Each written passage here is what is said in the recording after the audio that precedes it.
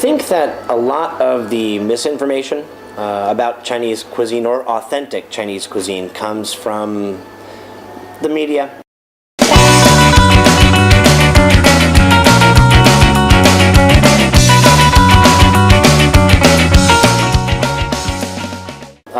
There's guys who are on television that travel the world and are known for eating exotic foods. But I think it sends the wrong message. I got a daughter, Martin. I got my oil on my t-shirt. Maybe to Chinese people, when they have the food, especially delicious food, this is a very important social environment for them. Because delicious food can make me happy immediately, so I like food. So when people meet each other, okay, they don't say hello. They ask you, 你吃了吗? Have you?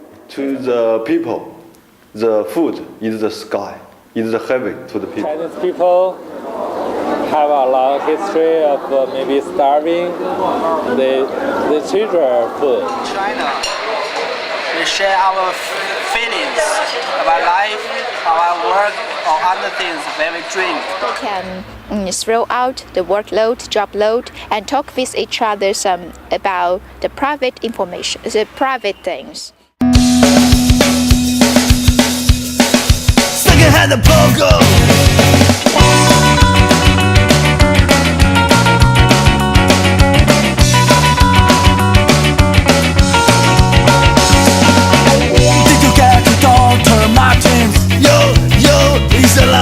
Did you get your oil on your t-shirt? Oi, oi, oi, oi. Did you get your chain on your wallet?